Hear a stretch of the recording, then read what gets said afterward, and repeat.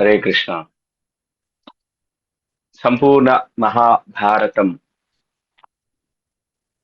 క్లాసుకి అందరికీ స్వాగతం. మీరందరూ చక్కగా నిర్ణయం తీసుకున్నారు. మనుష్యానాం సహస్రేషు కచ్చిత్ యతతి శుద్ధయే. వేలల్లో ఒక్కరు నన్ను అర్థం చేసుకునే ప్రయత్నం చేస్తారు, అందులో ఒక్కరు మాత్రమే నన్ను చేరుకుంటారు అని కృష్ణ చెప్తున్నారు. సో చూడండి, మనం స్క్రీన్ మీద చూస్తున్నాం ఫోటో, మీ అందరికి అర్థమైంటుంది కదా. సో ప్రేయర్స్ మీ తరపున నా తరపున ఆల్రెడీ కంప్లీట్ చేశాను. ఈ యొక్క మహాభారత శ్రవణ యజ్ఞం నిర్విఘ్నంగా సాగాలి అని, కృష్ణ కృప కలగాలి అని, మాయ మనల్ని కొంచెం వెసులుబాటు ఇచ్చి కృష్ణ కథ భగవంతుడి గురించి వినే వెసులుబాటు కలిగించాలి, కృష్ణ కృప కలగాలి అని ఆలోచిద్దాం, అడుగుదాం. సో ప్రభుపాదుల వారు చూడండి, మీరు పిక్చర్ లో చూసినట్లయితే ప్రభుజీస్ అండ్ మాతాజీస్ ఆశీర్వదిస్తున్నారు. ఆశీర్వాదం అడిగారు. ఓకే, అందరూ ఓకే యూట్యూబ్ లైవ్ ఓకేనా.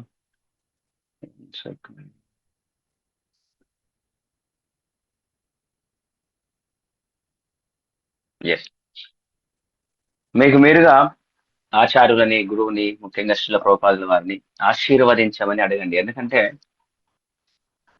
ఆచార్యుల యొక్క కృప లేకుండా మనం శ్రద్ధగా వినలేం, అర్థం చేసుకోలేం. నిమిషానికి మనసు అట్టుపోతుంది. ఒకరోజు జాయిన్ అవుతాం, ఒకరోజు వినలేం. సో మీరు అందరూ తీసుకోవాల్సిన నిర్ణయం ఏంటంటే ఇది మహాభారతం ఒకసారి వినాలి. సో చక్కగా మనం బొమ్మలతో మంచిగా మనకి ఆ కథకి విధంగా ప్రయత్నం చేసే పద్ధతిలో వెళ్తున్నాం. మీరు స్క్రీన్ ముందల పెట్టుకొని చక్కగా ఒక ల్యాప్టాప్ ఉంటే ల్యాప్టాప్, మొబైల్ దగ్గర పెట్టుకొని ఎదురుగా చూస్తూ శ్రవణం చేసినట్లయితే మీకు మంచి బెనిఫిట్ వస్తుంది. ఓకే, వీడియో ఆఫ్ ఉందా? ఓకే, వీడియో ఆఫ్ అయిందా? I don't know. బెనిఫిట్ వస్తుంది అనమాట. సో శిల ప్రభుపాదుల వారిని, ఆచార్య బృందాన్ని, వైష్ణవులందరినీ ఆశీర్వాదాన్ని మీ అందరి తరపున, నా తరపున నాకు మీకు ఇవ్వాలి అని ప్రార్థిస్తూ మనం మహాభారతాన్ని ముందుకు ప్రారంభం చేసుకుందాం. Okay, so first very basics మనం మాట్లాడినట్లయితే మహాభారతం పురాణం అంటాం కదా. 18 పురాణాలు ఉన్నాయి అందులో. సారీ, ఇతిహాసం అంటాం. 18 పురాణాలు, మనకి ముఖ్యంగా 2 ఇతిహాసాలు ఉన్నాయి. ఇతిహాసము మరియు పురాణానికి డిఫరెన్స్ ఏంటి? ఇతిహాసంలో మహాభారతాన్ని ఎవరైతే రచిస్తారో ఆ కథలో అంతర్భాగంగా ఉంటారు, తను చూశారు ఆ యొక్క ముఖ్యమైన ఆ యొక్క సిరీస్ ఆఫ్ ఈవెంట్స్ ఏవైతే ఉన్నాయో అవన్నీ ఇతిహాసంలో వారు ఉన్నారు. అంటే వ్యాసదేవుల వారు మహాభారతం జరిగినప్పుడు ఉన్నారు కదా, వాళ్ళు ఉన్నారు. రామాయణం రాసింది ఎవరు? వాల్మీకి. వాల్మీకి ఉన్నారా రామాయణము జరిగినప్పుడు? ఉన్నారు కదా. అందుకని ఇతిహాసం. పురాణాలు అని ఇప్పుడు అంటాం. 18 పురాణాలు మనకి ఇచ్చింది ఎవరు? వ్యాసదేవుడే. మరి ఇక్కడ మహాభారతం ఇస్తే ఇతిహాసం అన్నాం. అదే వ్యాసదేవుల వారు పురాణాలు మిగిలిన 18 ఇస్తే వాటిని ఇతిహాసాలు అనడంలే, పురాణాలు అంటున్నాం. ఎందుకంటే అందులో ఉన్న జరిగిన ఇన్సిడెంట్స్, సిరీస్ ఆఫ్ రకరకాల ఇన్సిడెంట్స్, కథలు ఏవైతే ఉన్నాయో అవి తను ప్రత్యక్షంగా తను ఉన్నప్పుడు జరిగినవి కావు. ఇంతకుముందు కల్పంలో ఆ పరంపర ద్వారా ఇతర మునిశ్రేష్ఠులు, భక్తుల ద్వారా విన్నవి అన్ని చక్కగా మనకి అవన్నీ ఇచ్చారు గ్రంథ రూపంలో. అది ఇతిహాసానికి దీనికి డిఫరెన్స్. మహాభారతంలో మనకి చూసినట్లయితే 1,00,000 శ్లోకాలతో మనకి రెడీగా ఉంది. సో మనం మాక్సిమం ముఖ్యమైన పార్ట్ మొత్తం కవర్ చేస్తాం ఈ కొన్ని క్లాసులలో. ఈ మహాభారతంలో భాగమే ఈ యొక్క భగవద్గీత. మనందరికీ చాలా సుపరిచితమైనది ఏంటి? భగవద్గీత కదా. భగవద్గీత ఎక్కడి నుంచి వచ్చింది? మహాభారతంలో నుంచి వచ్చింది. మహాభారతంలో కురుక్షేత్ర యుద్ధం జరిగేటప్పుడు అర్జునుడు నేను యుద్ధం చెయ్యను అన్నప్పుడు చెయ్యాలి అని కృష్ణుడు చేసిన బోధయే భగవద్గీత.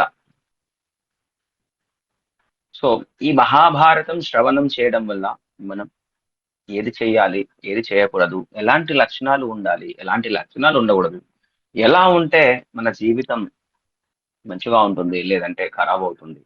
ధృతరాష్ట్రుడి నుంచి చూసి ఎలా ఉండకూడదో ధృతరాష్ట్రం నుంచి చూసి తెలుసుకోవచ్చు. ఎలా ఉండాలో ధర్మరాజు పాండవులను చూసి తెలుసుకోవచ్చు. కృష్ణుడి యొక్క కృప ఉండాలి, భగవత్ కృప ఉండాలంటే ఎవరి ప్రకారం ఎవరి లాగా ఉండాలో మనకు అర్థమవుతుంది. ఈ మహాభారతం అనేది ఒక విధంగా చెప్పాలంటే రెండు గ్రూప్స్, కౌరవులు పాండవుల మధ్యలో జరిగే సన్నివేశాల సంకలనమే ఒక మహాభారతం. ప్రతి ఒక్క సన్నివేశం మహాభారతంలో దొరకని విషయము ఉండదు అంటారు. ప్రతి విషయం వేదాలలో ఉన్న విషయం, పంచమ వేదం అని కూడా అంటారు. వీళ్ళిద్దరికి అంటే ధర్మానికి అధర్మానికి మధ్యలో జరిగిన రకరకాల సీన్స్, ఒక బిగ్ మూవీ లాగా అన్నమాట. చక్కగా మనం అథెంటికేటెడ్ గా ఈ యొక్క మహాభారతం వినడం వల్ల మనం బయట సినిమాలలో సీరియాల్లో రకరకాలవి వచ్చి మనకి ఏమంటాం అపోహలు వస్తుంటాయి. అలాంటి అపోహలు తొలగిపోతాయి. మనం ఇది నిజమే అనుకుని ఒక్కొక్కసారి తప్పుడుగా వెళ్ళిపోతాం. వాట్సాప్ లో కూడా వస్తుంటాయి, తప్పులు వస్తుంటాయి. సో దాని వెనుక మనం వెంటనే నమ్మడానికి అవకాశం ఉండకూడదు. మహాభారతం చక్కగా వినడం వల్ల సరైన గురు పరంపర నుండి శ్రద్ధగా సరెండర్ మూడ్ పెరుగుతుంది. Supreme personality of God head కృష్ణుడు ఎవరు అని మనకు అర్థమవుతుంది. సో శ్రవణ యజ్ఞం మహాభారతం ఎలా మనం వెళ్ళబోతున్నాం అంటే రన్నింగ్ అయితే చేయం. మనం చక్కగా క్వాలిటేటివ్ గా వినే ప్రయత్నం చేస్తాం. ఉరికి రెస్ట్ తీసుకునే బదులు ప్రయత్నం చేద్దాం, చక్కగా గుర్తుంచుకునే ప్రయత్నం చేద్దాం. మాక్సిమం వీలున్నంత వరకు క్విజ్ కూడా ఉంటుంది క్లాస్ అయిపోయినాక. మీరు వింటూ వెంటనే ఆ యొక్క సమయాన్ని బట్టి ఆ క్విజ్ లో ఏం జరిగింది, ప్రతి ఒక్క స్టోరీకి అందులో లెసన్స్ మనం ఏం నేర్చుకోవాలి. మహాభారతం వినేటప్పుడు మీరు మనం ప్రతి ఒక్క కథలో అంతర్భాగం మనం నేర్చుకోవాల్సిన విషయం ఏంటో ఉంటుంది. అంటే మనం ఎలా ఉండాలి, ఎలా ఉండకూడదు. ఇప్పుడు ఒక స్టోరీ జరిగింది, మనం ఒక స్టోరీ విన్నాం. ఈ స్టోరీలో వాస్తవానికి ఎలా ఉండకూడదు అని మనం లెసన్స్ ఫ్రమ్ ఏ స్టోరీ అంటాం. అది ఫైండ్ అవుట్ చేసే ప్రయత్నం చేస్తాం. మీరు కూడా అలర్ట్ గా ఉండి చార్ట్ లో పెట్టవచ్చు. ఓకే, అవన్నీ చక్కగా ముందు వెళ్దాం. సో మనం తాబేలు లాగా వెళ్ళిపోతాం, కుందేల్లాగా ఎవరికి కాకుండా చక్కగా వెళ్ళిపోతాం. సో ఈ యొక్క మహాభారతం మనం చూసినట్లయితే ఈ యొక్క వ్యాసదేవుడి యొక్క శిష్యుడు వైశంపాయన మహర్షి యాక్చువల్గా జనమేజయ సర్పయాగం చేసేటప్పుడు వ్యాసదేవుల వారు చెప్తారు జనమేజయకి, నువ్వు మహాభారతం చెప్పు అని శ్రవణం చేపిస్తారు అందరితో.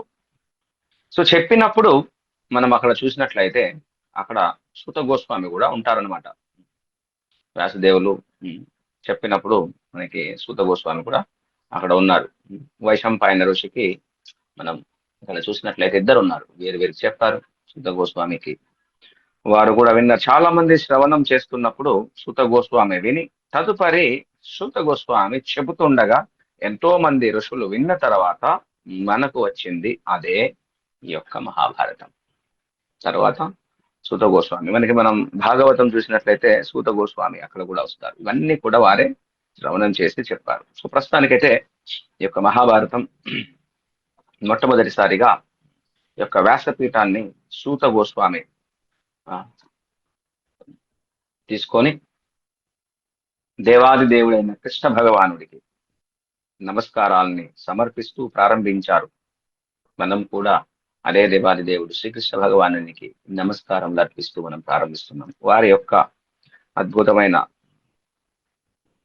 ఈ యొక్క శ్రవణ యజ్ఞాన్ని మనం వినే ప్రయత్నం చేస్తాం. సో మొట్టమొదటిగా మనకి ఆది పర్వం. ఈ ఆది పర్వంలో మన గరుడ మహావాహనం తెలుసు కదా, ఎలా విష్ణు భగవాను యొక్క వాహనం ఏంది, అసలు ఎవరు, వాళ్ళ స్టోరీ ఏంటి, నాగులు ఎవరు, వీళ్ళిద్దరికి శత్రుత్వం ఎందుకు వచ్చింది, ఇవన్నీ సూత గోస్వామి ఫస్ట్ గరుడు యొక్క స్టోరీ ఎలా ఆవిర్భావం అయింది, ఇవన్నీ వివరాలు చెప్తారనమాట. అది మనం ఇప్పుడు చర్చిస్తాం. అయితే ఒకసారి మనం చూసినట్లయితే జనమేజయుడు, మళ్ళా చూస్తే పౌష్యుడు, ఇద్దరు రాజులు ఉండేవారు. 2 కింగ్స్, జనమేజయుడు, పౌష్యుడు, వీళ్ళిద్దరు రాజులు ఉన్నారు. వీళ్ళిద్దరు మంచి మిత్రులు. వీళ్ళిద్దరు కలిపి ఏం చేశారంటే ఒక పురోహితుణ్ణి తీసుకున్నారు. కామన్ గా పురోహితుణ్ణి ఎన్నుకున్నారు. ఆ పురోహితునికి చూసినట్లయితే ఒక శిష్యుడు ఉన్నాడు, వేదుడు ఆయన పేరు. ఆయన రాజులు కూడా ఒక వేదుని పురోహిత తీసుకొని ఆ వేదవినికి ఉత్తంకుని అసిస్టెంట్ గా పెట్టుకున్నాడు. సో వీళ్ళిద్దరు రాజులు ఏం చేశారు, పౌష్య ఈ యొక్క జనమేజయ ఒక పురోహితుని, ఆస్థాన పురోహితుడు అంటాం కదా, తీసుకున్నారు. ఆ పురోహితునికి ఒక అసిస్టెంట్ ఉన్నాడు, శిష్యుడు, సారీ, ఉత్తంకుడు. అయితే ఈ ఉత్తంకుడికి ఒక కోరిక కలిగిందట. జనమేజయ యొక్క ఆస్థాన పూజారికి ఉన్న శిష్యుడు, గురుదక్షిణ ఇద్దాము అనిపించిందట ఆయనకి. ఈ పురోహితుడికి, అసిస్టెంట్ కి గురువు గారిని సంతృప్తి పడదాము. మా యొక్క గురువు గారు ఉన్నారు కదా వేదుడు, ఆ వేది యొక్క గురువు గారిని సంతృప్తి పడదాము. మన యొక్క గురుమాత, గురువు మరి పత్ని ఎవరైతే ఉన్నారో మాతకి నేను సంతృప్తి పరిచి ఏదైనా గిఫ్ట్ ఇద్దాము అని అనుకొని ఏం చేశారంటే గురుపత్ని ఒక కోరిక కోరిందట. అయ్యా, నాకు చెవి కుండలాలు కావాలి, నాకు చెవి కుండలాలు కావాలి అని అడిగారట. ఎవరివి? పౌష్య మహారాజు యొక్క భార్య ఒక అద్భుతమైన చెవి కుండలాలు పెట్టుకుంటుందట. నాకు అవి కావాలి అని చెప్పి గురువు గారి భార్య అడిగిందట. అంటే గురువు గారి భార్యకి ఎప్పుడో మనసు ఉంది దాని మీద. ఓకే, గురువు గారి యొక్క భార్య పత్ని తల్లితో సమానం. తల్లి, గురుపత్ని, మనకి 7 తల్లులని మనకి శాస్త్రం చెబుతుంది. మరి తల్లి అమ్మ యొక్క ఎందుకు అవుతుంది.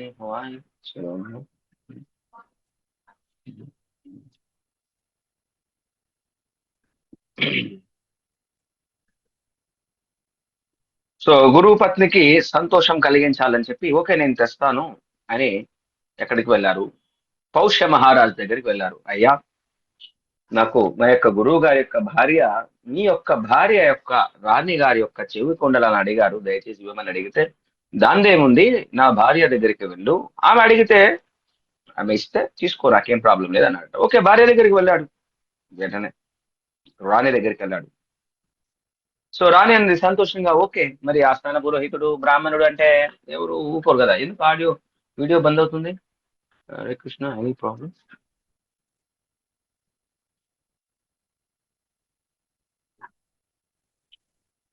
ఆడియో వీడియో బంద్ కావద్దు కదా, any problem?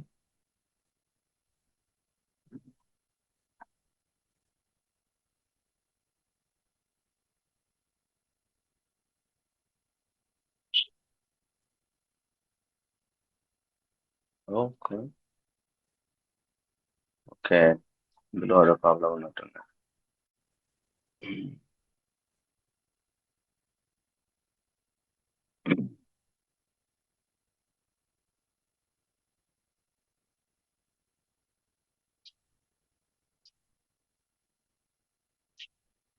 Okay, video problem, ఇది చూద్దాం. సో భార్య అని చెప్పిందంట, ఓకే తీసుకో, కానీ ఆల్రెడీ తక్షకుడు అనే నాగరాజు, తక్షకుడు పాము తెలుసు కదా. తక్షకుడు అనే మనకి మహాభారతంలో వస్తుంది. నెక్స్ట్ స్టోరీ అనేది. తక్షకుడు మాత్రం ఈ చెవికుండలాల మీద కన్ను వేశాడు, జాగ్రత్త, తీసుకొని వెళ్ళు అని చెప్పారట. ఇగో తక్షకుడు, తక్షకుడు అంటే పాము. యాక్చువల్గా ఈ తక్షకుడే జనమేజయ యొక్క తండ్రిని చంపేస్తాడు. ఎందుకు అని మనం ఎప్పుడు తెలుసుకుంటాం. జాగ్రత్తగా ఉండు అని మొత్తానికి చెవి కుండలాలు ఇచ్చేసిందట. సో ఏ ఉత్తంకుడు ఆ చెవి కుండలాలు తీసుకొని ఓకే చక్కగా వెళ్దాం, గురువుమాతకి, పత్నికి, తల్లికి ఇద్దాం సంతోషంగా అని చెప్పి దారిలో వెళ్తున్నాడట. అక్కడ దారిలో ఆ చెవి కుండలాలు అక్కడ పెట్టేసి చక్కగా నదిలోకి స్నానం చేయడానికి వెళ్ళాడట. ఇంతలో ఈ తక్షకుడు వచ్చేసి ఈ చెవి కుండలాలు తీసుకొని పారిపోయాడు. ఆల్రెడీ కన్నేశాడు కదా, చెవిగొడ్డలాలు తీసుకొని పారిపోయాడట. ఏదో నాగలోకానికి వెళ్తున్నాడు. మరి తక్షకుడు వెళ్తుంటే మరి ఊరుకుంటాడా ఉత్తంకుడు? వెంటబడ్డాడట. బ్రాహ్మణుడు చాలా పవర్ఫుల్ అప్పుడు.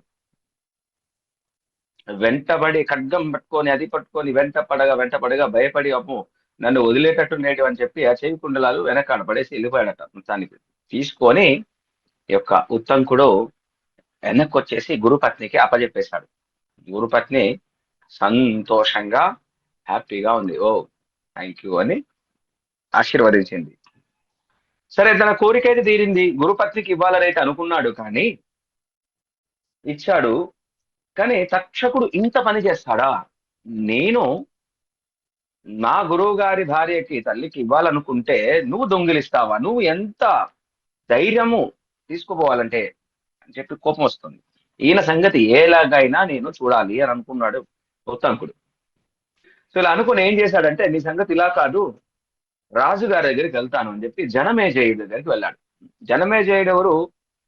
చెప్తాం. పరీక్షిత్ మహారాజు యొక్క తండ్రి ఉత్తంకుడు. ఇదిగో జనమేజయుడి దగ్గరికి వెళ్ళాడు. ఎందుకు? పగ తీర్చుకుందాం అనుకున్నాడు ఉత్తంకుడి మీద. అయ్యా రాజా, మీ యొక్క తండ్రి గారు ఎలా చనిపోయాడో తెలుసా ఓ మహాత్మా రాజా అని చెప్పి అడిగాడు. అంటే బాగోగులు అడిగిన తర్వాత వాళ్ళ తండ్రి గారు ఎలా చనిపోయాడో గుర్తు చేశాడు ఈ యొక్క ఉత్తంకుడు. నేను ఒక పని మీద వచ్చాను అని చెప్పి, ఈ యొక్క తక్షకుడు అనే రాజు మీ తండ్రి గారిని చంపాడు అని చెప్పారు. ఎట్లా? విషం అగ్నితో. వాస్తవానికి ఈ యొక్క తక్షకుడు దారిలో అలా వస్తూ వస్తూ ఉన్నప్పుడు కాశ్యపుడు అనే ఒక బ్రాహ్మణుడు, ఎందుకు రాజును చంపడం, ఎందుకు రాజును వదిలేసేయి, నీకు కావాల్సిన ధనం ఇస్తాను అని అంటే కూడా వదిలిపెట్టకుండా అది ఆ కశ్యపుడిని ఎంకరేజ్ చేసి రక్షించాలనుకున్నా కానీ ముందలికి పోయేటట్లు చేసి, కశ్యపుడు రక్షించాలి అని అనుకున్నా కానీ ఆ ప్రయత్నాన్ని ఆపేసి ఈ యొక్క మీ తండ్రి గారిని చంపేటట్టు చేశాడు. తక్షకుడు అలా చేశాడు కాబట్టి నీకు శత్రువు అని చెప్పారు. మరి తండ్రికి ఇంకా కొంచెం వివరాలు కావాలనుకున్నాడు జనమేజయుడు. వాళ్ళ యొక్క ఆస్థాన మంత్రి అడుగుతాడు, మంత్రి వారిలందరినీ, ఎలా చనిపోయాడు మా తండ్రి ఒకసారి వివరించండి అని అడిగితే అప్పుడు చెప్పడం మొదలు పెడతారు. అయ్యా, మీ తండ్రి గారు భగవంతుడు శ్రీకృష్ణ భగవానుడికి చాలా మిక్కిలి ప్రీతిపాత్రుడు. మరి మీ యొక్క తండ్రి పరీక్షిత్ మహారాజు కురు వంశము నశిస్తున్న సమయములో చిట్ట చివరి దశలో జన్మించాడు. మరి తండ్రి అమ్మ కడుపులో ఉన్నప్పుడే శ్రీకృష్ణ భగవానుడు హృదయంలో లోపల అమ్మ కడుపులోకి వెళ్ళి రక్షించాడు బ్రహ్మాస్త్రం నుంచి. సో బయట మరి ఎవరయ్యా నన్ను రక్షించింది అని ప్రతి ఒక్కరిని ఇలా పరీక్షిస్తూ చూశాడు కాబట్టి ఆయనకు పరీక్షిత్ మహారాజు అని పేరు వచ్చింది. ఒకసారి మీ నాన్నగారు ఎవరు? పరీక్షిత్ మహారాజు అడవికి వెళ్ళాడు. అడవికి వేటకి వెళ్ళిన తర్వాత కొద్దిగా దాహం వేసి ఒక దగ్గర అక్కడ ఆశ్రమం కనిపిస్తే అక్కడికి వెళ్ళాడు. అక్కడ ఆశ్రమంలో కొంచెం ఈయనకి దప్పిక ఉంది, ఆకలి ఉంది. ఆశ్రమంకి వెళ్తే ఒక ఋషి ఏం చేస్తున్నాడు? తపస్సు చేసుకుంటున్నాడు. ఋషి తపస్సు చేసుకుంటున్నాడు. తపస్సు చేసుకుంటుంటే నాకు అంటే నేను వస్తే ఎవరు పలకరించలేదా? తపస్సు చేస్తున్న ఋషి ఏంటి? మన శమీక ఋషి. శమీక ఋషి తపస్సు చేసుకుంటుంటే ఈ రాజుగారు వచ్చినప్పుడు ఆ యొక్క ఋషి ఏమి కూడా పలకరించలేదు. మామూలుగా అయితే రాజు వస్తే ఏం చేయాలి? రండి, కూర్చోండి, కావలసిన నీరు ఇవ్వాల్సిన, అతిథి వచ్చినప్పుడు అవన్నీ చేయాలి. ఏమీ చేయలేదు. అయితే ఆయన తను ధ్యానంలో ఉన్నాడు. వాస్తవానికి బహిర్గతంగా ఏం జరుగుతుందో తెలియదు ఆ ఋషికి. కానీ రాజుకి కోపం వస్తుంది. నేను ఇక్కడ రాజుని వస్తే కదలిక లేదు, తెలిసి కూడా ఏమి కదలడం లేదు అని కోపం వచ్చింది మన రాజుకి. ఈ యొక్క పరీక్షిత్ మహారాజు కోపం వచ్చి వెంటనే ఏం చేశాడు? మనం ఇక్కడ చూసినట్లయితే ఫోటోలో అక్కడ చనిపోయిన పామును తీసుకొని తండ్రి యొక్క అక్కడ ముని యొక్క మెడలో వేసేసాడు. అది ఒక రకమైన కోపం. నన్ను పలకరించలేదా? నీళ్లు కావాలి, ఆకలి అవుతుంది, ఏంటి నన్ను మాట్లాడొద్దా అని పాము వేసి వెళ్ళిపోయాడు. సరే ఇష్టం అని వెళ్ళిపోయాడు. ఏదో విధంగా ఈయనకు కొడుకున్నాడండి. ఈ యొక్క శమీక ఋషికి ఒక పుత్రుడు ఉన్నాడు. ఆయన పేరే శృంగి. బాలుడు, పవర్ఫుల్ బాల ఋషి. నా తండ్రిని ఇలా అవమానిస్తాడా? ఎవరైతే నా తండ్రి ఇలా అవమానించాడో పాముని వేసి 7 రోజుల్లో పాము యొక్క విషము అగ్నితో చావుగాక, చంపబడుగాక, పాము చంపుగాక అని శపించేశాడండి యొక్క బాల ఋషి. మరి బాల ఋషి అలా చెప్పించగానే ఈ యొక్క పరీక్షిత్ మహారాజుకు వెంటనే తెలిసిపోతుంది. ఎలా పంపిస్తాడు శమికొలిసే తండ్రి, అయ్యో అరే నువ్వు తప్పు చేసావురా, ఇంత తొందరగా ఇంత విధంగా ఇంత చిన్న దానికి ఇంత పెద్ద కోపం ఎందుకు, ఇప్పుడు అలాంటి రాజు వెళ్ళిపోతే ఈ యొక్క రాజ్యాన్ని పరిపాలించే అంతటి శక్తివంతమైన రాజు ఎలా అని బాధపడ్డారట తండ్రి గారు కూడా వాస్తవానికి. రాజు దగ్గరికి వెళ్ళి, అయ్యా నా కొడుకు శపించాడు, కొంచెం జాగ్రత్తగా ఉండండి, 7 రోజుల్లో మిమ్మల్ని పాము చంపేస్తుంది అని చెప్పించాడు, జాగ్రత్తగా ఉండాలి అని చెప్పారు. ఇదంతా ఎవరు చెప్తున్నారు? ఎలా చనిపోయాడు అని వాళ్ళ యొక్క మంత్రులను అడిగితే వాళ్ళ యొక్క మంత్రులు తమ యొక్క స్టోరీని అంతా వివరిస్తున్నారు రాజుగారికి, జనమేజయ రాజుగారికి. మరి సరే అని చెప్పేసి దారిలో కాశ్యపుడు అనే బ్రాహ్మణుడు ఈ రాజుని బతికించాలని ట్రై చేశారు పాపం. అయ్యా నువ్వు, నీకు సంపద కావాలి కదా, నేను ఇస్తాను, నా దగ్గర తీసుకో వెళ్ళిపో అన్నా గాని తక్షకుడు ఏం చేశాడు? సీక్రెట్ గా ఆ రాజభవనం దగ్గరికి వెళ్ళి చంపేశాడు, వదిలిపెట్టలేదు. ఈ విధంగా జనమేజయుడు, అరే నా తండ్రి ఇలా చంపేస్తారా అని బాధపడ్డారు. తక్షకుడి మీద కోపం పెంచుకున్నాడు. ఈ కోపం పెరిగినట్లు చేసింది ఎవరు? మన యొక్క ఉత్తంకుడు. ఎందుకు? ఉత్తంకుడి యొక్క చెవి కుండలాలని తీసుకుని వెళ్ళాడు తక్షకుడు అని చెప్పి ఇక దగ్గరకు వచ్చారు. ఇదంతా స్టోరీ చెప్పారు. మరి పురోహితుని దగ్గరికి పిలిచి, ఓకే ఈ యజ్ఞం మరి ఏం చేద్దాం? వెంటనే వితంకుడు అన్ని చెప్పి, కాబట్టి ఏం చేయాలి? ఆ తక్షకుణ్ణి మిగిలిన పాములందరినీ చంపేసేయాలి, ఒక యజ్ఞం చేయాలి, సర్పయాగం చేయాలి. మనం సర్పయాగం గురించి మాట్లాడుతున్నాం కదా. ఫస్ట్ సర్పయాగం, తర్వాత గరుడు, ఇవన్నీ కలిపి వచ్చేస్తాయి. ఎలా వచ్చాయని చెప్తున్నారు. సో సర్పయాగానికి రెడీ చేయండి అని చెప్పేశారు, ఆజ్ఞ ఇచ్చేశారు. యొక్క జనమేజయుడు రాజు. జనమేజయుడు ఎవరు అనుకున్నాం? పరీక్షిత్ మహారాజు యొక్క తండ్రి. మొత్తానికి సర్పయాగానికి ఏమేం కావాలో వెంటనే సిద్ధం చేయమని యాగశాలను నిర్మింపజేశారు. దీక్షితుడయ్యాడు. ప్రత్యేకమైన నామాన్ని పలికారు యజ్ఞ పురోహితులు. మంత్రాలను మంత్రాలు చెబుతున్నారు. మొత్తం సర్పయాగానికి సంబంధించిన మంత్రాలు చెప్తుంటే పాములన్నీ వచ్చేసి ఆ యజ్ఞంలో, ఇది సర్పయాగం, ఒక్కొక్క పాము వచ్చేసి తోకలతో సహా అందులో పడి ఆహాకారాలు చేస్తూ ప్రతిధ్వనిస్తూ రక్షించండి రక్షించండి అని చావు పుట్టుకలలో టెన్షన్ పడిపోతున్నాయి, అన్ని చచ్చిపోతున్నాయి, విష పురుగులన్నీ కూడా పోతున్నాయి. కానీ ముఖ్యంగా అన్ని పాములైతే పడుతున్నాయి. కానీ ఈ తక్షకుడు ఎవరైతే ఉన్నారో, అసలు ఈ సర్పయాగం చేసింది ఎవరి కోసం? తక్షకుడి కోసం. ఈ తక్షకుడు ఫస్ట్ ఏం చేశాడు? ఇంద్రుడి దగ్గరికి వెళ్ళాడు. అయ్యా ఇంద్రదేవా, నన్ను ఇందులో కాల్చేటట్టున్నారు, దయచేసి నన్ను కాపాడు అంటే ఇంద్రుడు అన్నాడు, నాకేం ప్రాబ్లం లేదు, నా దగ్గర నేను కాపాడుతాను. బిర్రగా పట్టుకున్నాడట ఇంద్రుడు. టెన్షన్ పడిపోతున్నాడు, అందరూ టెన్షన్ పడిపోతున్నారు, వాసుకి కూడా టెన్షన్ పడుతున్నారు. మరి మరి సోదరి, మరి ఇదంతా టెన్షన్లు జరుగుతూ ఉంటే వాసువుడు అనే ఒక సర్పం ఉంది, తన సోదరిని పిలిచి, అమ్మా నీ కొడుకున్నాడు కదా, ఆస్తికుడు, చాలా గొప్పవాడు, ఇప్పుడు మన జాతి అంతా నశించిపోతుంది, పాములన్నీ నశించిపోతాయి, ఆస్తికుడిని పిలిపించు అని పిలిపించేసి ఈ యొక్క యజ్ఞాన్ని ఏ విధంగా ఆపేటట్టు చెయ్యి అని చెప్పాడు. రక్షించు. ఆస్తికుడిని పంపించేసి జనమేజయ దగ్గరికి వెళ్ళి, ఏ విధంగానైనా సరే మనము దీన్ని అర్జెంటుగా సర్పయాగాన్ని ఆపాలి, లేకపోతే మన సర్పాలు, పాముల యొక్క జాతి మొత్తం నశించిపోతుంది అని చెప్పారు. ఈ ఆస్తికుని పిలిచి ఆజ్ఞాపించిన తర్వాత వెంటనే ఈ ఆస్తికుడు ఎవరైతున్నారో వాసుకి యొక్క సోదరుడు అనమాట, అల్లుడు, యాగ ప్రదేశానికి వెళ్ళారు. సర్పయాగం నడుస్తుంది. జనమేజయుడు అక్కడ ఉన్నాడు, ఆహ్వానించారు. బాల బ్రాహ్మణుని చాలా అందంగా, తేజస్సుగా, అద్భుతంగా ఉన్నాడట. ఆయన యొక్క దృష్టి అద్భుతంగా ఉందట. ఎంతటి తేజస్సు ఉంది, బాలుడైనా సరే ఎంత అనుభవజ్ఞుడు. ఆయన మాట చూస్తే ఇలా మనసు పరవశించిపోయిందట. నీకు ఏదైనా వరం ఇవ్వాలనుకున్నా, అప్పుడేంటి, ఎప్పుడైనా రాజుకు ఆనందం కలిగిందంటే నేను వరం ఇవ్వాలనుకుంటున్నాను, ఏమి కావాలో కోరుకో అన్నారట అక్కడ ఉన్న వాళ్ళందరూ. మరి నువ్వు చిన్న బాలుడు అయినా ఎంతో సన్మానించదగిన వాడు, ఏం వరం కావాలో అని అడిగిన తర్వాత అక్కడ అన్నారట జన్మజయుడు అడిగిన తర్వాత. అయితే ఈయన అడిగేటప్పటికి అప్పుడు ఏం జరుగుతుంది? సర్పయాగంలో ఈ సంభాషణ జరుగుతుంది, సర్పయాగము నడుస్తుంది. సర్పయాగంలో పాములన్నీ పడుతున్నాయి. ఈలోపు తక్షకుడు ఇంద్రుడి దగ్గరికి వెళ్ళాడు. ఇంద్రుడు నన్ను రక్షించు అంటే ఇంద్రుడు బిర్రగా పట్టుకున్నాడు, అందులోకి రావడం లేదు. ఈ ఈ యొక్క సర్పయాగాన్ని ఆపడానికి ఇక్కడ ప్రయత్నాలు జరుగుతూ ఉన్నప్పుడు, ఆస్తికుడు వచ్చినప్పుడు ఈ జనమేజయుడు ఆ యొక్క తక్షకుని ఆహ్వానించారు సర్పయాగంలోకి. అంటే జనం ఈ యొక్క తక్షకుడు పాము మెయిన్ కదా, చనిపోవాలి. ఆ తక్షక రా అని చెప్తున్నారు అందులో పడాలి అని చెప్పి. మరి ఇంద్రుడు బిర్రుగా పట్టుకున్నాడు. ఆ తక్షకుడు ఆ పాము ఉంది కదా, ఆయనకు వస్తలేదు.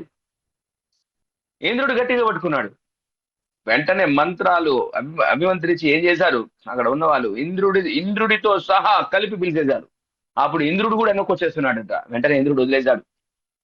అప్పుడు ఈ యొక్క తక్షకుడు ఇలా వచ్చి ఇలా ఇలా ఇలా ఆ భస్మం మంత్రాలు చెప్పిన తర్వాత తక్షకుడు ఇలా వస్తూ ఉంటే అలా వెంటనే ఈ యొక్క ఆస్తికుడు ఈ యొక్క యజ్ఞాన్ని ఆపాలి, ఆగు అన్నాడట.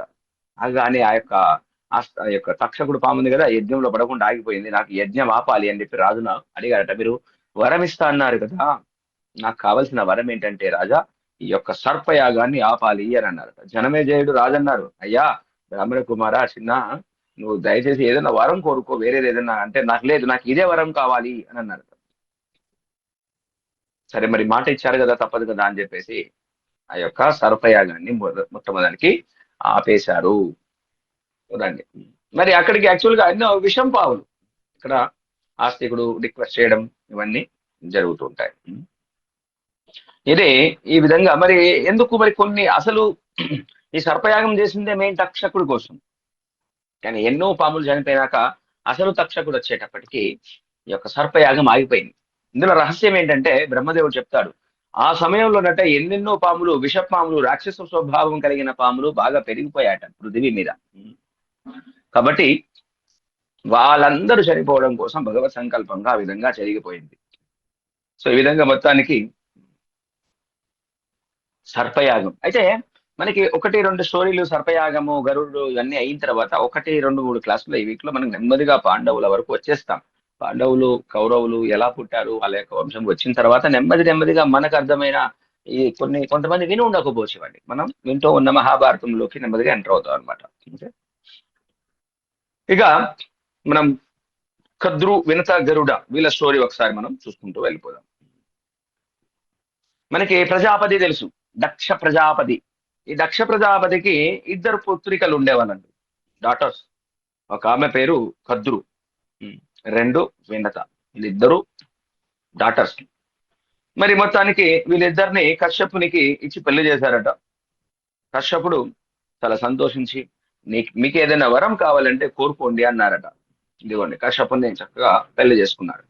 కశ్యపునికి ఏమైనా వరం కావాలంటే కోరుకోండి అంటే 2 వరం కోరుకున్నారు. ఏమని కోరుకున్నారు, నాగులు అడిగారు, నాకు బలవంతులైన నాగులు కొడుకు మంది కావాలి, 1000 మంది పుత్రులు కావాలి నాగులు అని కద్రు కోరుకున్నట. కద్రు యొక్క పిల్లలెవరు, నాగులు. సో ఈ 1000 మంది కావాలని కోరుకుంటే మరి జనరల్ గా కలియుగంలో ఎలా ఉంటుంది, కలియుగమైన ద్వాపరయుగమైన ఎప్పుడైనా జనరల్ గా ఇంకెక్కువగా పక్క వాళ్ళు ఒకళ్ళు అడిగితే దానికంటే ఎక్కువ నాకు కావాలంటారు. సో 1000 మంది పుత్రులు ఆమె అడిగింది కదా, మరి వినత ఏమడుగుతుందంటే వాళ్ళకంటే బలవంతులైన వాళ్ళు కావాలి, 2 చాలు అనింది. నాకు 2 కొడుకులు కావాలి, 2 చాలు, వాళ్ళకంటే బలవంతులు కావాలని కోరింది. తదాస్తు అని 2 కోరికలు తదాస్తు అని. మొత్తానికి కాలక్రమమున ఏమైంది, ఈ కద్రుకి 1000 మంది నాగులు పుట్టారు. 1000 మంది అంటే అండములట. మరి దైవలోకం కదా ఏదైనా సత్యం. అండముల ద్వారా 1000 అండాలను పెట్టింది. 1000 అండాల ద్వారా 1000 పాములు పుట్టాయి. 1000 అండాలు పుట్టాయి. అవన్నీ అంటే మరి కద్రుకు 1000 మంది పాములు పుట్టినప్పుడు మరి ఏమవుతుంది, వినతాకి అరే ముందు కద్రుకి పుట్టారు 1000 మంది బలవంతులు, మరి నాకేం పిల్లలు లేరు మరి అని చెప్పి అంటే ఈమెకి 2 అండాలు, ఈమెకు కూడా 2 అండాలు పుట్టినాయి, పుత్రుడు 2 అండాలు లక్ష్యమైనది. ఈమె బాధపడుతుంది వినత, అయ్యో మరి నా సమితికి అంటే మా చెల్లెకి సిస్టర్కి 1000 మంది పుట్టారు, నాకు ఇంకా పిల్లలు రాలేదు, ఆ 2 అండాలు అలాగే ఉన్నాయట, బయటకు వస్తలేరు లోపల ఉన్న పిల్లలు ఎవరైతే ఉన్నారు.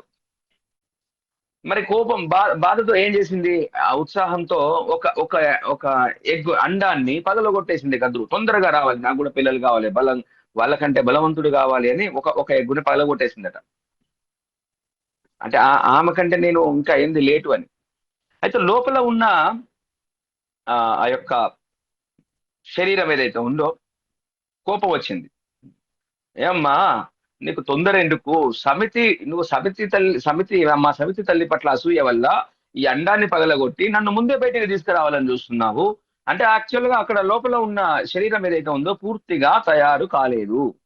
పూర్తిగా తయారు కాకపోయే వరకు, పగలగొట్టే వరకు కోపం వచ్చింది. నన్ను కొన్ని రోజులు ఉండనివ్వాల్సింది కదా, ఎందుకు అంత తొందర అని చెప్పించాడట తల్లిని.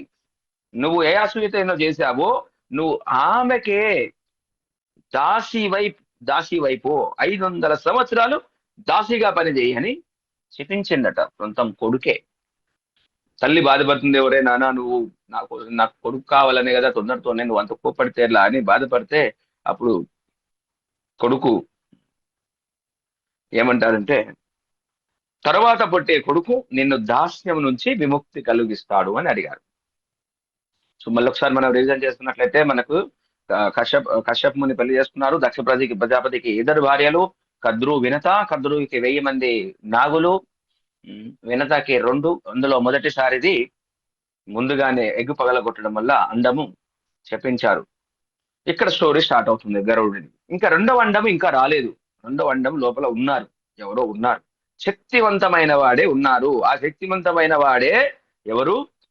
గరుడు లోపల ఉన్నాడు. ఆయనే వచ్చి తల్లి యొక్క ఏమంటాం దాస్యత్వాన్ని, అంటే ఈ దాస్యత్వం అంటే ఏంది? ఇంకొక సోదరికి దాసిలాగా అయ్యే పరిస్థితులు రాబోతున్నాయి ఇప్పుడు. ఆ దాసత్వం అంటే ఫస్ట్ శాపం ఉంది. ఆ శాపం ఏంటి? నువ్వు ఎవరి అసూయ పట్లనైతే నువ్వు తొందరగా ఈ యొక్క అండాన్ని పగలగొట్టావో ఆమెకే నువ్వు దాసి అయిపోయి పని చేస్తావు అనే శాపం ఉంది. ఆ శాపం వైపు ముందుకు వెళ్తుంది ఇప్పుడు. చూడండి, ఎక్కడైనా ప్రతి దానికి ఒక కారణం ఉంటుంది. శాపం కావచ్చు, కర్మ కావచ్చు. ఇప్పుడు ఏమైంది అంటే, వీళ్ళిద్దరు అక్క చెల్లెలు సమతులు, వీళ్ళిద్దరు కూర్చొని వ్యవహారం పెట్టుకుంటున్నారు, ముచ్చటించుకుంటున్నారు. ఏమని? మనకి సముద్ర మంథనలీలలో చూసినట్లయితే ఒక ఉచ్చైశ్రవం అంటాం, అందమైన ఒక అశ్వం వచ్చింది కదా. కద్రువ వినుత ఇద్దరు కశ్యప ముని భార్యలు మాట్లాడుకుంటున్నారు. కద్రువ అడుగుతుంది వినతను, ఏ వినత, ఆ గుర్రం ఏ కలర్ లో ఉంది అని అడిగిందట. అది తెల్ల రంగులో ఉంది అని అందిందట. వాస్తవానికి కరెక్టే కదా, తెల్ల రంగులనే ఉంది. మరి కద్రువ ఏమన్నది? కాదే, అది వాస్తవానికి తెల్ల రంగే కానీ తోక నల్లగా ఉంది అన్నట. ఇప్పుడు మీరు చూడండి, ఫోటోలో చూసినట్టే తోక నల్లగా ఉందా? తెల్లగానే ఉంది. దూరాన ఉంది, చూస్తున్నారు. అక్కడ లేదు, తెల్లగా ఉంది అని ఒకరు, ఆ ఏమేమంటుంది కద్రువా? లేదు లేదు, దాని తోక మాత్రం నల్లగా ఉంది, నువ్వు తెలుపుంది. పందెమా, బెట్ట, ఇద్దరు బెట్టు కాసుకున్నారు. ఓకే, నేను గెలిస్తే నీకు దాసీనవుతా, నువ్వు గెలిస్తే నాకు దాసి కావాలి. అది పందెం. మరి ఎట్లా మొత్తానికి ఎవరు గెలుస్తారు? ఒకసారి మోసం. కద్రువ ఏం చేసింది?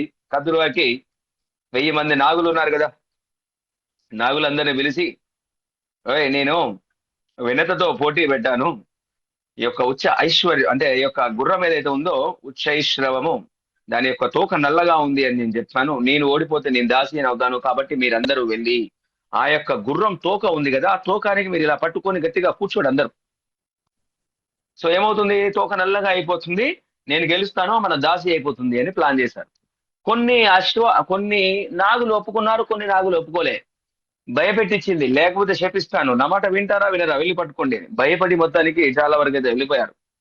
టోకన్ పట్టుకుని వేలాడాలి అని ఆజ్ఞాపిస్తే పోయి మొత్తానికి పట్టుకున్నారు. తెల్లారి ఇద్దరు కలిసి కూర్చొని చూస్తే ఏముంది? యొక్క గుర్రం యొక్క తోక నల్లగా అయిపోయింది. మొత్తం దాని మీద ఉన్న జూలంతా నల్లగా అయిపోయింది. చూసావా వినత, తెల్ల గుర్రం అని చెప్పావు, నేనేం చెప్పాను? తోక మొత్తం నల్లగా ఉంది అని చెప్పాను. చూసావా అంటే, అవును కదా, నిన్న మొత్తం తెల్లగా ఉంది కదా అని ఆమె బాధపడిపోయింది. ఓకే ఓకే, నువ్వు ఓడిపోయావు కాబట్టి నువ్వు నా దాసి వైపు అని చెప్పేసి వెంటనే దాసిగా మలుచుకుంది. అంటే ఇప్పుడు ఏం చేయాలి? ఈమె కింద ఆమె పని చేయాలి, కద్రువ కింద వనిత పని చేయాలి. చూడండి, శాపం పని అయిపోయింది మొత్తానికి. ఎక్కడైతే దాస్యంగా అయిపోయిందో, దాసిగా పని చేస్తున్నప్పుడు ఇంకొక అండం ఏదైతే ఉందో అందులో నుంచి గరుడు పుట్టాడు. అద్భుతంగా శక్తివంతుడు గరుడు. అంటే ఇప్పటికి ఇంకా విష్ణు భగవానుడి యొక్క వాహనం కాలేదు, వినత యొక్క పుత్రుడు. అండము నుంచి పుట్టాడు. ఈ యొక్క గరుడు లేచి అలా అలా అలా ఆకాశంలోకి ఎగిరిపోతున్నాడట. అద్భుతముగా శక్తివంతుడు, మామూలు శక్తివంతుడు కాదు గరుడు. మరి గరుడి యొక్క అమ్మ దాసి కదా. నాగులెవరు? వీళ్ళమ్మ దాసి. ఎవరి కింద అయితే పనిచేస్తుందో వాళ్ళ పిల్లలు. అంటే ఏంటి? కద్రువ వినతా ఉన్నారు కదా. కద్రువేమేమో వాళ్ళ అమ్మకి బాసు, కద్రువ పిల్లలు కూడా బాసు యొక్క పిల్లలు. గరుడు ఏంటి? దాసి యొక్క పుత్రుడు. ఇప్పుడు ఏం చేయాలి? గరుడు ఈ యొక్క నాగులని తన మీద మొయ్యాలి. నాగులు చెప్పినట్లు గరుడు వినాలి. ఇది కదా స్టోరీ. దాసి వీళ్ళు కాబట్టి మరి బాధ అవుతుందట గరుడికి. మరి ఎందుకు నేను ఈ నాగులను పోయాలి? మా అమ్మ ఎందుకు దాసిరాగా ఉండాలి? నేనెందుకు దాసత్వం చేయాలి? అలా చేస్తూ చేస్తూ బాధపడి అమ్మని అడిగాడట, అమ్మ ఎందుకు ఈ దాసత్వం చేయాలి? ఈ సర్పాలు ఈ పాములు చెప్పినట్టు నేనెందుకు వినాలి? వీళ్ళని నేనెందుకు మొయ్యాలి? నాకెందుకు ఈ కర్మ? ఏంటి ఏంటి ఎలా బయటపడాలి అని ఆలోచించి అడుగుతున్నాడట. మరి తల్లి బాధపడింది. మరి ఇలా ఇలా జరిగింది, దాస్య విముక్తి ఏం చేయాలి అంటే, మొత్తానికి గరుడు తన ప్రయత్నంలో భాగంగా నాగుల దగ్గరికి వెళ్ళి, మీకు ఏదైనా కోరిక ఉంటే చెప్పండి, ఆ కోరిక తీరుస్తాను, నేను పని చేసి పెడతాను, నన్ను దాసత్వం నుంచి, మా అమ్మని నన్ను దాసత్వం నుంచి వదిలేసేయి. దాసి అంటే ఏంటి? పని మనిషి కదా. ఒకప్పట్లో దాసి అని అంటాం, ఇంట్లో పని మనిషి అన్ని రోజులు. మొత్తానికి వాళ్ళు ఏం కోరుకున్నారు ఈ నాగులు? నాకు మా అందరికి అమృతాన్ని తీసుకొని ఇచ్చినట్లయితే మీ దాసత్వాన్ని రిలీజ్ చేస్తాము అని కోరారట. అంటే అమృతాన్ని తాగి ఈ యొక్క పాములట, సర్పరాజులట చాలా మంచిగా కావాలి, వాటి యొక్క కోరిక. ఓకే, గరుడికి పెద్ద విషయం కాదు, అమృతం తీసుకొద్దామని దాన్ని ఒప్పుకున్నాడు. మీరు చెప్తున్నట్లు నేను ఒక అమృతాన్ని తీసుకొని వస్తాను అని చెప్పేసి వెంటనే చాలా వేగంగా అమృతం ఎక్కడైతే ఉందో ఆ ప్రదేశానికి చేరుకున్నాడు. ఆ అమృతం ఎలా ఉందట? ఒక లోహ చక్రములో పెట్టేసి సూక్ష్మ శరీరంతో ప్రవేశించాడట. చాలా అక్కడ ఎన్నో ఎన్నో పాములు, భయంకరమైన పాములు రక్షిస్తున్నాయట. ఆ పాములు ఏం చేస్తున్నాయి? దుమ్మును చిమ్మేస్తూ, పొడి చేస్తూ, గోలతో రక్కేస్తూ ఇలా ఇలా ఇలా ఊగుతున్నాయట. గరుడు వాటితో ఫైటింగ్ చేసి మొత్తానికి అమృతాన్ని తీసుకొని వచ్చాడు.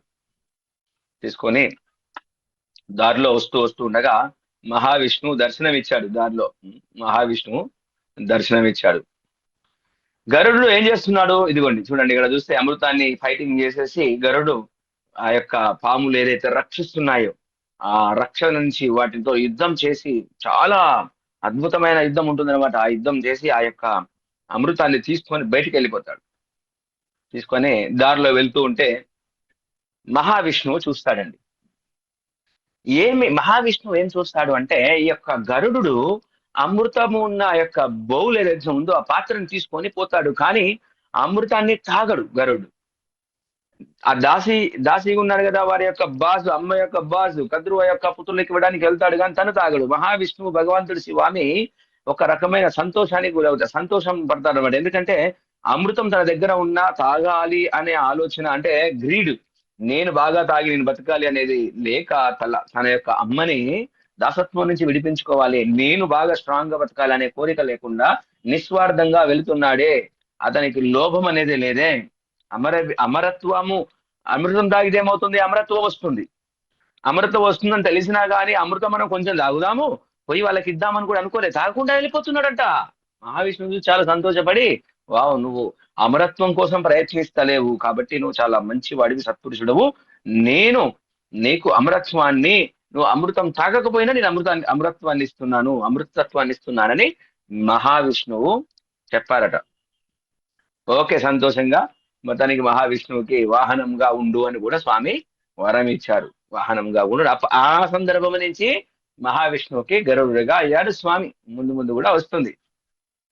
సరే, మొత్తానికి దారిలో ఆ యొక్క అమృత భాండాన్ని తీసుకొని వెళ్తూ వెళ్తూ ఉన్నారట. దారిలో ఇంద్రుడు, మరి ఇంద్రుడి యొక్క బాధ్యత ఏంటి? ఆ అమృతం అనవసరమైన వారికి దొరకకుండా చూడాలి. వచ్చాడు, గరుడి దగ్గరికి వచ్చాడు ఇంద్రుడు. మిత్రమా, మనం చాలా క్లోజ్ ఫ్రెండ్స్ కదా, దయచేసి ఈ అమృతాన్ని వాళ్ళకి ఇవ్వవాకు, అది మంచిది కాదు, నాకు ఇవ్వు, లేకపోతే వేరే వాళ్ళు తీసుకొని అందరికీ హాని చేస్తారు, ఈ యొక్క అమృతం అనేది అందరికీ రాకూడదు అని గరుడుతో రిక్వెస్ట్ చేశాడట ఇంద్రుడు. మరి ఇంద్రుడు రిక్వెస్ట్ చేస్తే గరుడు అన్నాడట, ఇంద్రదేవ, చాలా మంచిదే, కానీ నువ్వు అన్న మాట బానే ఉంది, కానీ నేను నీకు ఇవ్వలేను. నేను మా అమ్మని విడిపించాలి, దాసత్వాన్ని విడిపించాలి, నేను వాళ్ళకి ఇస్తాను, మాట ఇచ్చాను, తీసుకునేవి ఇస్తాను. కాకపోతే నేను నీకు ఒక ఒక ఒక హెల్ప్ మాత్రం చేయగలుగుతా. అంటే వాస్తవానికి ఇంద్రుడు గరుడు కొట్టేస్తే గెలవడం కూడా కష్టమే, ఇంద్రుడు అంత ఈజీ కాదు. అందుకనే వాళ్ళిద్దరి మధ్యలో అండర్స్టాండింగ్. గరుడు ఏమంటాడంటే, నేను వెళ్ళి వాళ్ళకి ఇస్తా, ఒడ్డున పెడతా, నాగులు తాగక ముందే నువ్వు దాన్ని తీసుకుని దొంగతనం చేసుకుని ఎత్తుకో నువ్వు, అది మాత్రం నేనేం యుద్ధం చేయను, నాకు సంబంధం లేదు, నీ ఇష్టం ఉన్నట్టు చేసుకున్నాడట. ఓ వెరీ గుడ్, ఇంద్రుడు చాలా మంచి పని చేస్తావు, నీకు ఏదైనా వరం కావాలంటే కోరుకో అన్నట్ట. కాబట్టి ఏం కోరుకున్నారట అంటే గరుడు, ఎవరైతే ఈ నాగులు నన్ను దాసత్వంతో నన్ను ఇలా ఇలా చేస్తున్నారో, మా అమ్మని వాళ్ళ అమ్మ దాసిగా చేసుకుందో, ఆ నాగులే, ఆ పాములే నాకు ఆహారము కావాలి అని కోరుకున్నాడట. అందుకనే అప్పటి నుంచి గరుడు ఎవరిని తింటాడు? పాముల్ని తింటాడు. పాములు శత్రువు, రోజు పాముల్ని తీసుకుంటాడు అని వారు ఇంద్రుడు తదాస్తు అన్నాడు. అప్పటి నుంచి గరుడుకి ఆహారం ముఖ్యంగా ఏంటి? పాములు భయపడిపోతాయి గరుడిని చూస్తే. మొత్తానికి అమృతం తెచ్చాను అని చెప్పి సంతోషంగా ప్రకటిస్తూ, నా తల్లి దాస్య విముక్తి చేయండి, నా తల్లి దాస్య విముక్తి అయిపోయింది అని ఆనందంగా వస్తూ చెప్తూ ఆ యొక్క సర్పాలందరికీ యొక్క అమృతాన్ని ఇచ్చేసి, వాళ్ళందరికీ నాగులకు చెప్పారట, ఇదిగో ఇదిగో తీసుకోండి, వెళ్ళి స్నానం చేసి చక్కగా పవిత్రులైపోయి ఈ అమృతాన్ని తాగండి, అమృతాన్ని తీసుకోండి, నేను వెళ్ళిపోతున్నాను, మాకు దాసత్వం అయిపోయింది అని చక్కగా చెప్పేసి వెళ్ళిపోయారట. అలా చెప్పి అక్కడ వెళ్ళారు. వెళ్ళగానే ఈ యొక్క పాములు ఉంటాయి కదా, మంచిగా స్నానాని కోసం వెళ్ళాయి. స్నానాని కోసం వెళ్ళొచ్చే వరకు ఇంద్రుడు వాటిని తీసుకొని టాక్కుని దొంగతనం చేసుకుని వెళ్ళిపోయాడు, అపహరించాడు. ఇది సర్పాలు, అయ్యో ఇది మాకు పాపము, మా అమ్మ చెప్పితే వినలేదు, మోసం చేసింది, ఆ గుర్రంకి కలర్ బ్యాక్గ్రౌండ్ వేసి మోసం చేసింది, కాబట్టి ఆ మోసానికి ఫలితమే ఈ రోజు మాకు దొరకలేదు అమృతం అని బాధపడ్డాయట. తన మొత్తము తీసుకుపోయిన తర్వాత ఏమైతుంది అంటే, ఆ యొక్క అమృతము ఆ ఒడ్డు మీద, ఆ దర్భ మీద పెడతారట అమృత భాండం. పెట్టినాక ఆ పాములు ఏం చేస్తాయంటే, ఆ అమృతాన్ని దాని మీద ఏమన్నా పడింది ఏమో దర్భ మీద నాకుతా ఉంటుంటాయి. కొంచెమన్న అమృతం నేను తాగితే నేను బలము నాకు వస్తుంది, నేను అమరత్వాన్ని పొందుతాను అనుకుంటాయట ఆ యొక్క నాగులు. కానీ ఆ తాగినప్పుడు ఆ దర్భ యాక్చువల్ గా నాలుక వెడల్పు ఉంటుంది కదా, ఆ దర్భ మీద, ఆ దర్భ కొంచెం కొషగా ఉంటుంది కదా, ఆ నాలుక ఇలా అన్నప్పుడు నాలుక రెండు ముక్కలు అవుతుంది. అందుకనే పాముకు మీరు చూసినట్లయితే రెండు నాలుకల్లాగా ఉంటుంది, ఇలా ఇలా ఇలా ఉంటుంది చూసారా, అలా అవుతుంది దానిని యొక్క నాలుక. మొత్తానికి అక్కడ అపహరించుకొని పోయిన తర్వాత ఈ బాధపడతాయి. గరుడు మంచిగా తల్లి హ్యాపీగా అక్కడి నుంచి బయట పడతారు. Okay, time is okay. Hare Krishna. So ఈ రోజుకి ఈ రెండు స్టోరీలు చూసుకుందాము. రేపు ఈ రోజు ఒక 5-10 మినిట్స్ క్విజ్ లోకి వెళ్ళిపోయి కొన్ని, ఇప్పటి వరకు మనం చూసినట్లయితే ఏం నేర్చుకున్నాం? ప్రజల్ప కథ మనం విన్నాం కదా. మనం స్క్రీన్ మీద చూసినట్లయితే ప్రజల్ప, కద్రువ వినిత ఏదో ఒకటి మాట్లాడుకుంటూ, టైం పాస్ మాట్లాడుకుంటూ, బెట్టింగ్ వేసుకొని ఏమైంది, ఒకరికి నష్టం అయిపోయింది, అనవసరంగా ఇదంతా పరేషాన్ ప్రాబ్లమ్స్ వచ్చేసినాయి. ప్రజల్ప అంటే ఎప్పుడు కూడా అనవసరమైనవి మాట్లాడకూడదు. వినత కద్రు ఏం చేశారు? వ్యవహారం పెట్టుకుంటూ ఎక్కడెక్కడికో తీసుకుని వెళ్ళి ఆ పుత్రుల దగ్గరికి ప్రాబ్లం తీసుకొచ్చారు. ఇప్పటి వరకు మనం విన్నదాంటి నుంచి మనం లెసన్స్ చూసినట్లయితే, అసమానమైన కోపము. మరి ఉత్తంకుడు ఏం చేశాడు? జనమేజయుడి దగ్గరికి వెళ్ళి నువ్వు సర్పయాగం చేయని ప్రేరేపించాడు. అంటే అది ఆ యొక్క చెవి కుండలాలను తీసుకొని వెళ్ళాలని వెళ్ళాడు, వెంటబడ్డాడు, అయిపోయింది, అతను ఇచ్చేసి పోయాడు. ఇంకా కోపంతో ఏం చేశాడు? జనమేజయ దగ్గరికి వెళ్ళి సర్పయాగం ఇది చేయి, వాళ్ళు చంపేసేయనంత ప్రేరేపించాడు. అంటే డిస్ప్రపోర్షనేట్ యాంగర్, కోపం ఎంత కావాలో అంత చూపించాలి కానీ అనవసరంగా. ఇది ఫ్రంట్ ఎండ్. బ్యాక్గ్రౌండ్ లో అంతర్గతం వేరు. మనం నేర్చుకోవాల్సింది ఏంటి? మనం ఏదైనా ఒక వ్యక్తి మీద కోపం వస్తే ఒక్కొక్కసారి డిస్ప్రపోర్షనేట్ గా మనము కోపాన్ని చూపిస్తాం కదా. సో మనం ఎంత స్థాయిలో ఉండాలో, ఏ దానికి ఎంత కరెక్షన్ చేయాలో అంత స్థాయిలో ఉండాలి. గురువుని సంతృప్తి పరచాలన్న ఉత్తంకుని భావం హర్షణీయం. ఉత్తంకుడు తన యొక్క గురు పత్ని భగవత్ సమానులు, భగవంతుడికి సమానంగా మనం వాళ్ళని, అంటే గురుపత్ని అంటే తల్లితో సమానం, గురువు భగవత్ సమానులు. అంటే భగవత్ సమానులు అంటే భగవంతుడు కాదు, కృష్ణుడే చెప్తున్నాడు. మద్భక్త పూజాభ్యాధికం. గురు సంతృప్తి పరచాలన్న భావం మనము కుత్తంకుడి నుంచి నేర్చుకోవాలి. గురువుని మనం సంతృప్తి పరచాలి. గురువుని సంతృప్తి పరిస్తే కృష్ణుడు భగవంతుడు సంతృప్తి పరుస్తాడు. నెక్స్ట్ శృంగి. శృంగి నుండి మనం చూసినట్లయితే ఏం నేర్చుకోవచ్చు? శృంగి ఆయన చేసిన మిస్టేక్ కి శృంగి ఇచ్చిన శాపానికి మధ్యలో చాలా గ్యాప్ ఉంది. అది చాలా అసంబద్ధమైన కోపం. ఆ శృంగి పిల్లవాడు, శమీకరుష్ యొక్క కొడుకు, తండ్రి మెడలో పాము వేశాడు, కరెక్టే. దానికి ఏదో చిన్న శిక్ష వేయొచ్చు, అడగొచ్చు, మందలించవచ్చు. కానీ ఏం చేశాడు? నీళ్లు తీసుకొని ఈ రోజు నుంచి 7వ రోజు చనిపోవుగా అన్నాడు. చనిపోతే ఏమవుతుంది? రాజ్యం నాశనం అయిపోతుంది కదా. అలాంటి పరీక్షిత్ మహారాజు లాంటి రాజు దొరకాలంటే ఎంత కష్టం అండి. సో ఆ యొక్క ఆగ్రహం అనేది కోపాన్ని జయించాలి. చాలా తొందరపడకూడదు. ఎవరి దగ్గర అయితే శక్తి ఎక్కువగా ఉందో వాళ్ళకి ఇంకా ఎక్కువ కోపం అనేది మంచిది కాదు. శృంగి చూడండి, అక్కడ రాజు మన ముని యొక్క పుత్రుడు ఆ యొక్క శక్తి ఉన్నప్పుడు ఆ కోపం అనేది ఎక్కువగా ఉండడం వల్ల ఒక రాజుని చనిపోవాల్సిన పరిస్థితులు వచ్చాయి. కాబట్టి ఆగ్రహం ఎప్పుడు మంచిది కాదు. డిస్ప్రపోర్షనేట్ యాంగర్ ఎప్పుడు మంచిది కాదు. నెక్స్ట్ పరదుఃఖ దుఃఖి. ఆస్తికుడు ఉన్నాడు కదా. ఆస్తికుడు ఎవరు? ఓకే, ఇప్పుడు మనం ఇంటరాక్టివ్ వెళ్ళిపోదాం. మీరు అన్మ్యూట్ చేసుకునేటట్టు చేద్దాం. ఎస్, ఇప్పుడు మీరు ఎవరైనా అన్మ్యూట్ చేసుకోవాలనుకుంటే వాళ్ళు చేయొచ్చు. పరదుఃఖ దుఃఖి. ఇప్పటి వరకు విన్న కథలో ఆస్తికుడు ఎవరు? ఎవరైనా చెప్తారా?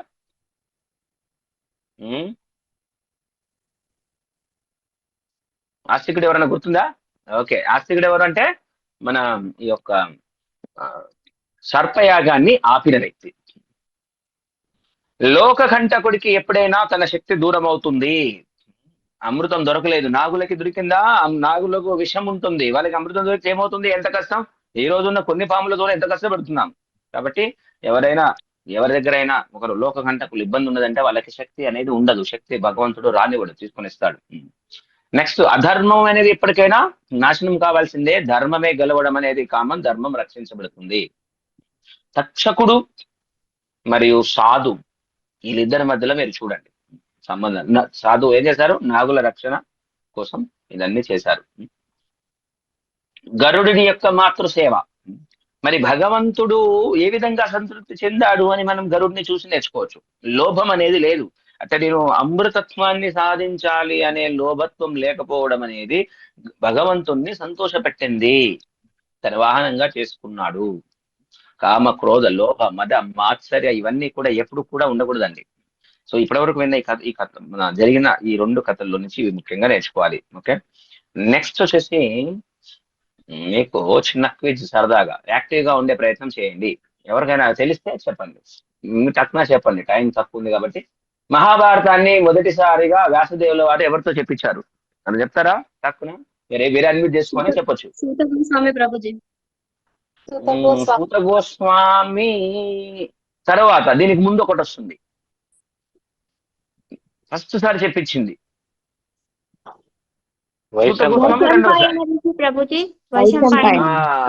రైట్, వైశంపాయనుడి. Perfect, correct. ఒకళ్ళు రేవతి మాతాజీ కూడా పెట్టారు, ఒకళ్ళు చెప్పారు. రైట్, వైశంపాయన ఋషి.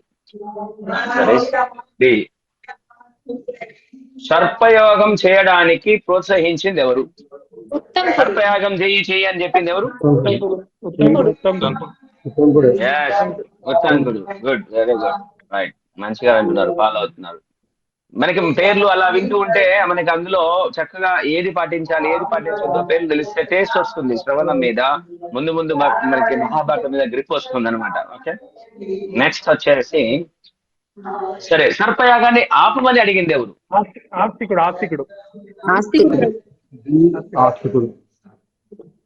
రైట్, ఆస్తికుడు. ఆస్తికుడు ఎవరు? వాసుడి యొక్క అల్లుడు. ఇక్కడ లేదు కానీ జనరల్ గా మీకు రీజన్ చేస్తున్నాను. ఓకే, ఉత్తంకుడి నుండి చెవికుండలాన్ని ఎత్తుకొని పోయింది ఎవరు?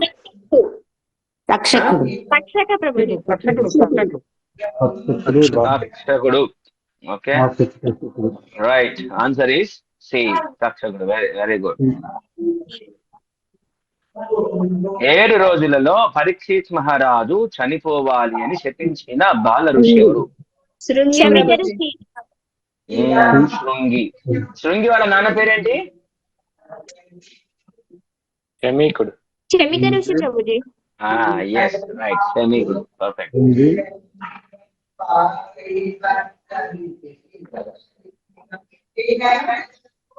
Answer is D. Shungi. Correct. మరి సర్పయాగము జరిగేటప్పుడు తక్షకుడు రక్షించమని ఎవరి దగ్గరికి వెళ్ళి అడిగాడు? Indra. Answer is C. Correct. Kadru మరియు వినత ఇలా తండ్రి పేరేంటి? దక్ష ప్రజాపతి.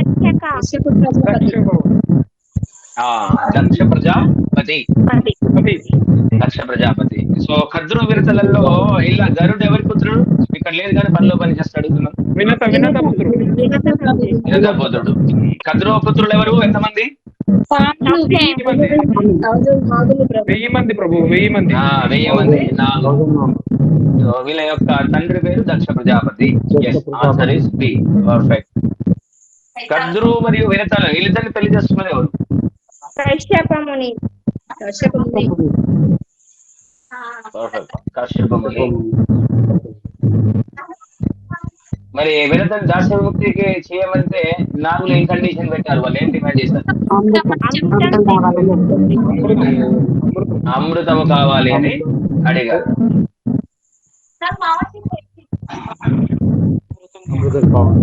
విష్ణు భగవానుడు గరుడిని చూశాడు అమృతం తీసుకొస్తుంటే. విష్ణు భగవానుడు ఎందుకు హ్యాపీగా అనిపించాడు?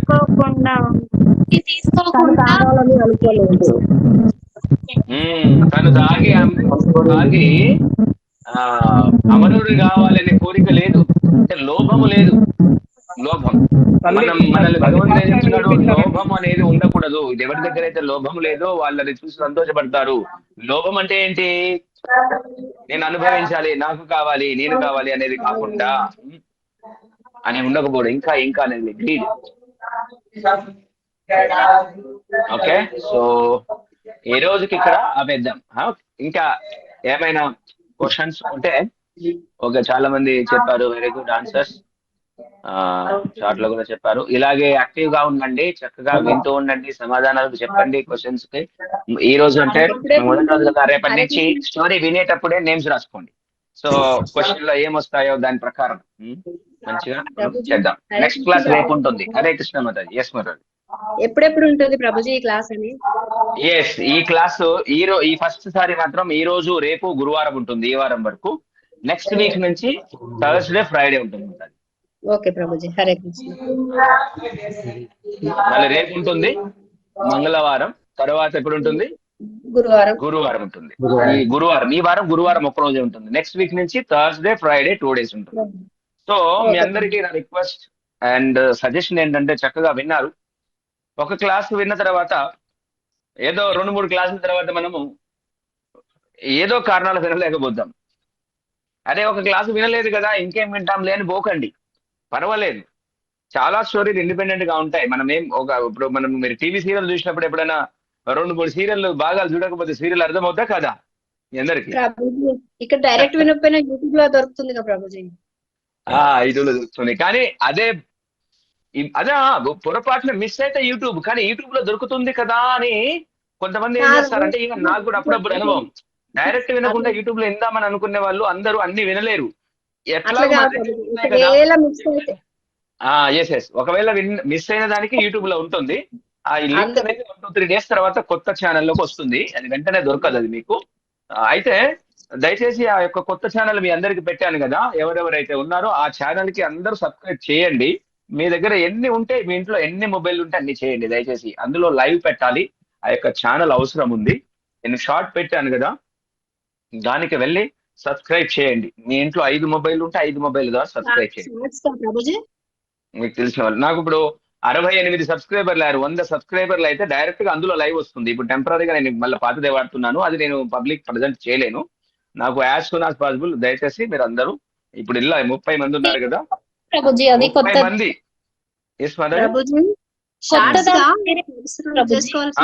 షార్ట్స్ పెట్టిన ఛానల్ కొత్త ఛానల్ అది. ఇప్పుడు రెగ్యులర్ గా మీరు చూసే ఛానల్ పాతది, స్వరూప సిద్ధి దాస్ అనే ఛానల్ పాతది.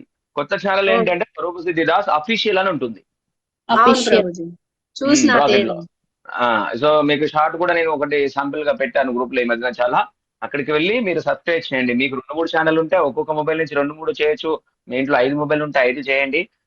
100 సబ్స్క్రైబర్స్ కు వస్తే లైవ్ వచ్చేస్తుంది అనమాట వెంటనే అందులోకి. ప్రెసెంట్ గా నేను ఇంకా అందులో చేయలేకపోతున్నాను లైవ్. నేను టెంపరీ అరేంజ్మెంట్స్ ఇవన్నీ చూసుకోవాలి. సో దానికోసమైనా కొంచెం చేయండి. హరే కృష్ణ. సో చేస్తాం అందరూ ప్రభుజీ. ఎప్పుడైనా 1-2 మిస్ అయితే అలా నాకేం అర్థం కాదని నిరాశ పడకుండా అలాగే డీప్ గా డౌన్ కాకుండా చక్కగా వినండి, వినే ప్రయత్నం చేయండి.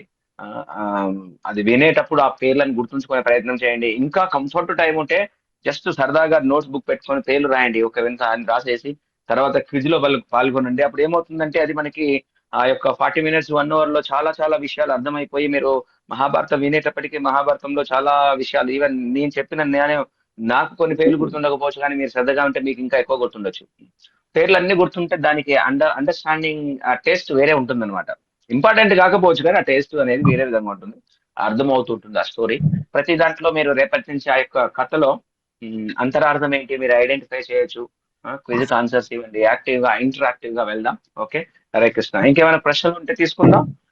లేదు అంటే క్లోజ్ చేసి మనం ఇదే సమయానికి రేపు 7 o'clock కలుద్దాం. 10-15 మినిట్స్ బిఫోర్ చక్కగా జాయిన్ అవ్వండి, కీర్తన వినండి. షార్ప్ గా నేను 7 కి జాయిన్ అవుతాను అనుకోకండి ఎప్పుడు కూడా. ఆ క్షణంలో ఏమవుతుందో తెలియదు, మనకి మర్చిపోతాం. 10-15 మినిట్స్ బిఫోర్ జాయిన్ అవ్వండి, చక్కగా కీర్తన వినండి, ఫొటోస్ ఇమేజెస్ చూడండి. జాయిన్ అయితే అప్పుడు మన యొక్క శ్రద్ధ అనేది మనకి అక్కడ చాలా అటెంట్ కనిపిస్తుంది. భగవంతుడు కూడా హ్యాపీగా ఫీల్ అవుతాడు. Okay, Hare Krishna. Any questions? No questions. Okay, Hare Hare Krishna. Krishna Prabhuji. Yes, mother. Yojana దూరం అంటే ఎంత ప్రభుజీ దూరము? యోజన యోజనం అంటే 8 మైళ్ళు మాట అది.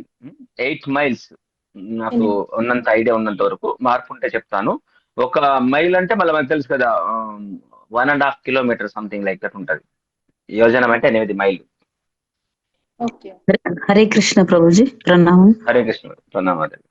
ప్రభుజీ, ఇప్పుడు అమృతము ఈ 4 చోట్ల కుంభమేళా జరిగే చోట్ల పడ్డదంటారు కదా, అంటే ఇప్పుడు ఈ గరుడు తీసుకుపోయే సమయంలోనే పడ్డదా మరేంటి? ఇప్పుడు ప్రయాగలో, ఉజ్జయిన్లో, నాసిక్లో, వారణాసిలో. ఈవెన్ మనకి మన ఇంకోటి అది కంట్రీ పేరు గుర్తొస్తుంది, అక్కడ కూడా పడింది అంటారు.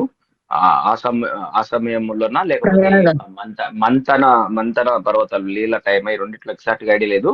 రెండిట్లో ఏదో ఒక టైం అయితే ఉన్నది మాట. అది తీసుకుపోయేటప్పుడు ఆ టైంలో ఎగ్జాక్ట్ గా నాకు కూడా కనెక్షన్ లో లేదు. ఇంకొక కంట్రీ ఉంది బాలి. బాలిలో కూడా ఒక డ్రాప్ పడింది, కొంచెం డ్రాప్ పడిందట. బాలిలో ఒక డ్రాప్ పడింది అంటారు. అక్కడ ఇప్పుడు కూడా చక్కగా చాలా గ్రీన్ గా ఉంటుందట. Indonesia, right, country Indonesia. మరి ఇక్కడ ఈ అన్ని ప్లేస్లు అయితే ఎందుకంటే మన శాస్త్రం చాలా వైడ్, చాలా పెద్దది. సో ఇవన్నీ ప్లేస్లు ఎగ్జాక్ట్లీ గా ఉన్నాయా లిస్ట్ అనేది నాకు కూడా మైండ్ లో లేదు మాట. అది అయ్యుండొచ్చు, మీరు ఎక్కడైనా జనరల్ గా విన్నారా లేదా, అయ్యుండొచ్చు. ఎక్కడెక్కడ పడ్డది లిస్ట్ అనేది మనకి ఎక్కడో ఏదో రిఫరెన్స్ లో ఉండొచ్చు.